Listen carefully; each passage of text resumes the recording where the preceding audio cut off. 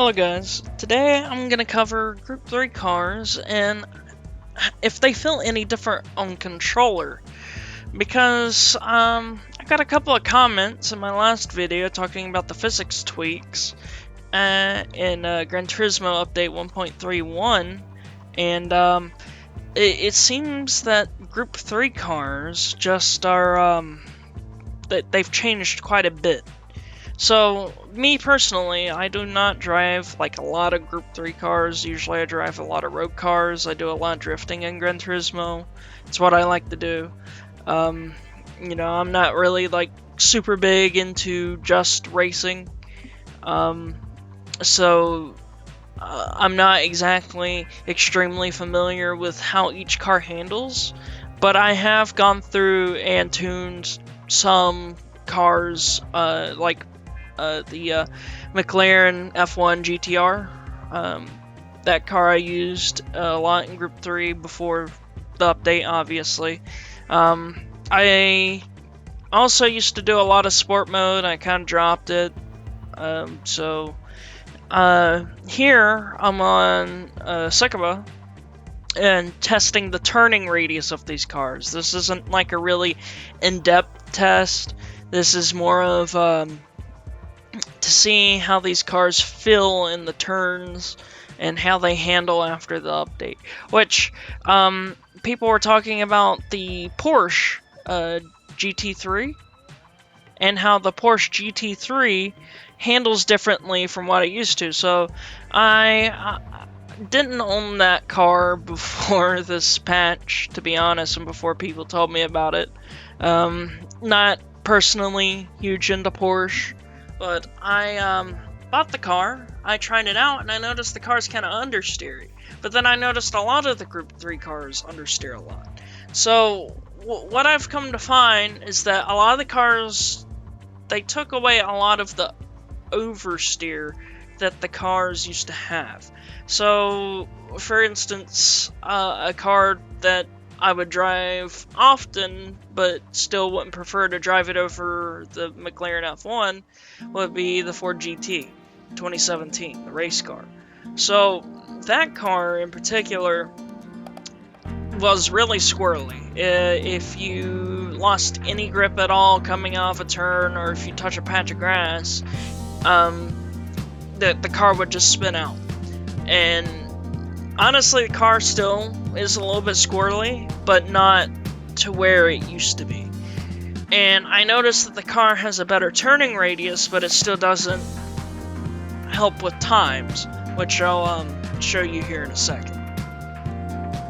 So I decided to carry out these tests on Watkins Glen, since that was the track that was hosted for Group 3 weekly races on Gran Turismo last week.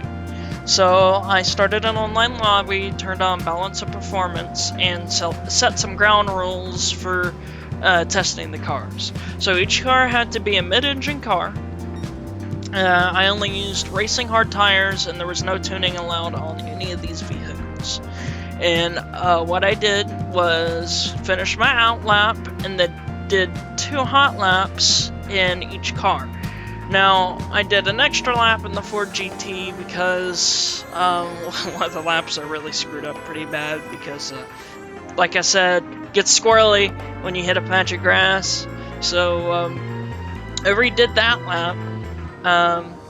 But what I'm about to show you here is the difference of how the cars handle.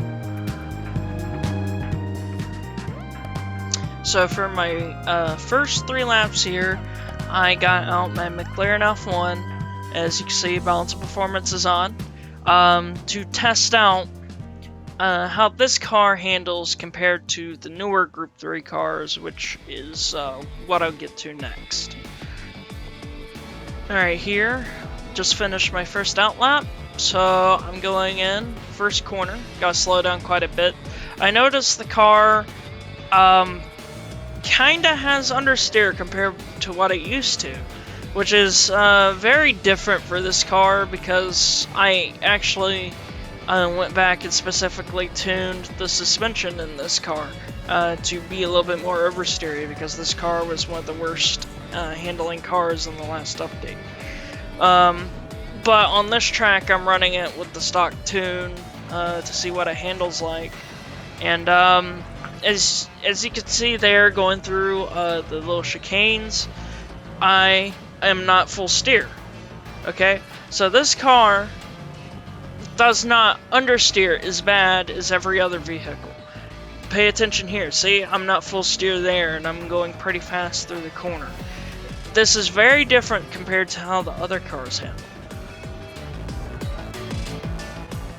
Just now coming out of the last corner in my second hot lap, and my time is 151.687, which is not bad, but not the best I could do either, as you'll see later on. But other than that, I mean, those 2 laps were okay for me to gauge on how these cars handle. So cutting right to the chase here, first hot lap with the Porsche, I already noticed that this car kind of understeers a lot more than the GT3 McLaren. So you can't really notice it on the higher speeds, obviously, because understeer really is more prevalent when you're on tighter corners. Right here, when I slow down to go into these chicanes, I can tell how much more stiff the car is compared to the last car I driven.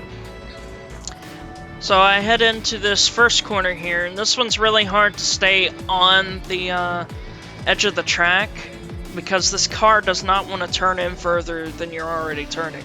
It has really, really bad understeer, especially compared to the Ford GT and the McLaren. This car, you really have to turn early to hit the ideal racing line, and I can see how that could be frustrating, especially when you're used to a car being more oversteery or handling very well compared to, last update. So right here, I just finished lap 1 with the Porsche, getting a time of 150.582. This is my best lap time that I got while testing these cars, and honestly, it can be frustrating to get consistent times on a gamepad, so bear with me on that, but I'm just trying to compare how the cars feel towards each other. But like I said, this is the best lap time I got, and it's with the Porsche, which I've heard that this car handles horribly now. So I'm not so sure on that front. The car still handles pretty well. The only thing I really have to argue about with this car is just the complete lack of control when heading into a turn, which can definitely be fixed with just a little bit of tuning. And now last but not least, the Ford GT. So the Ford GT, like I said, last update, it was not that great to drive. It was pretty squirrely. If you had tires that were worn down really low, this car was basically impossible to handle, so it wasn't the best choice to choose for a competitive race. So, in terms of handling with this car after the update, the steering feels great, and it's still oversteering. It's one of the only cars after the update that I've driven that actually has a lot more oversteer comparatively to the rest of the cars in the same category. And I think that just kind of is underlying with how the car handled at the launch of this game, which was very oversteery, very squirrely. This car's just always been more loose than other cars in the game. So on technical third lap that I've done with this car, because I made a pretty decent mistake on first hot lap with this car. As you can see at 153, that's pretty above the margin that we're kind of going for here with these cars. I can't help but tell that this car does handle better in terms of steering, but at the same time, I'm still encountering understeer on some corners, just like that corner I just came through. I'm full steer, and I can't get over on the other side of the track, even though I'm not accelerating.